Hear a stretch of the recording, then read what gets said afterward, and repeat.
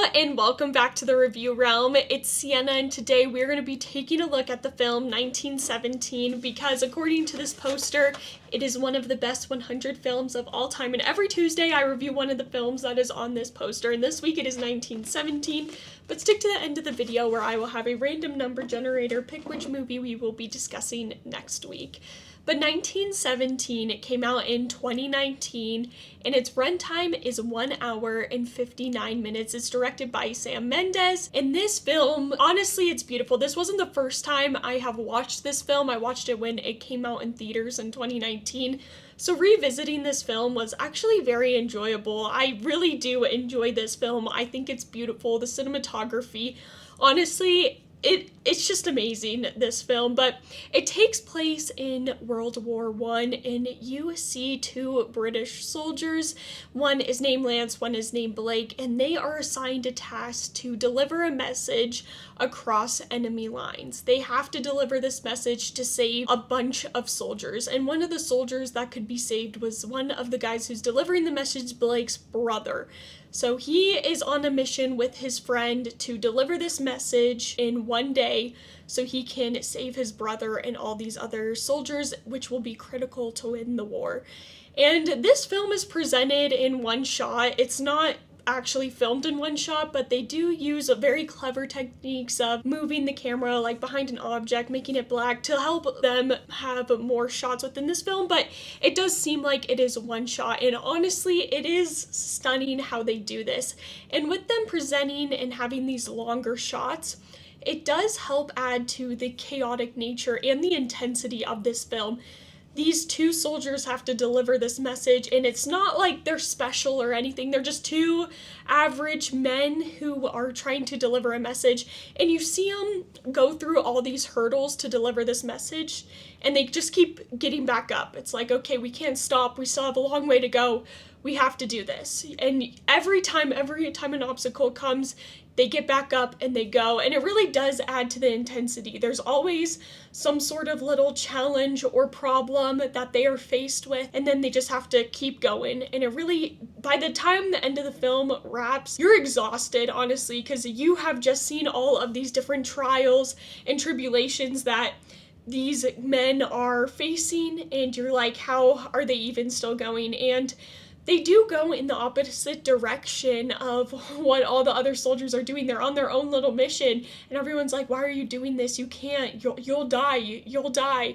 And then they're like, we have no choice. And they just keep facing these hurdles and just keep going. So it does present itself almost as a heroic story in some sense. But there is also some violence within this film, which really does add to illustrating war and the trenches and what happened in World War I.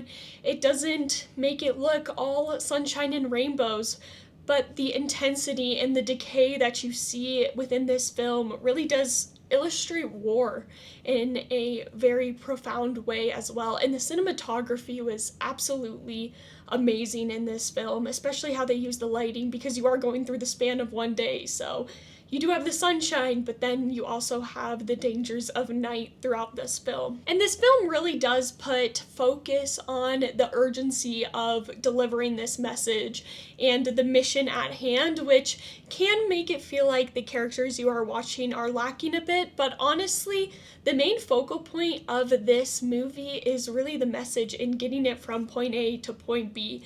And they did a fantastic job in delivering that message and the goal of this film. And it really is just a beautiful masterpiece. This film is beautiful, especially the way they did the shots where they're very extended, moving the camera just from point A to point B and going for a long time. Like, some of these shots are over like 6 minutes long, and the actors did a phenomenal job. They really did kill it, especially you can't really make mistakes in some of these scenarios, and you're going for such a long time, and they absolutely killed it. Now, this film has won a bunch of awards and have been nominated for a bunch of awards as well, and honestly, it truthfully deserves it. I like the film 1917. Even if you aren't into war films, it's definitely worth checking out.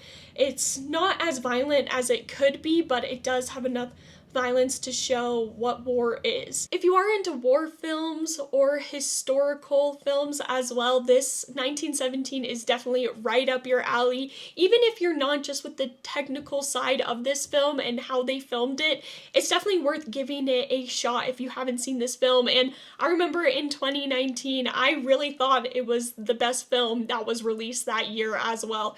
I really enjoyed this film, and it definitely deserves all the hype that it does get. So if you haven't checked it out, I would definitely recommend it. But let me know if you've seen this film down in the comment section down below. But now it is time to see which film I will be taking a look at for next week. And I just had the random number generator do it. And the next one is Jaws. It's right there. Jaws is what we're going to be taking a look at next week. I have seen Jaws before, but you will know my full thoughts on the movie Jaws next week, so I'll see you then. But have a great day. Bye!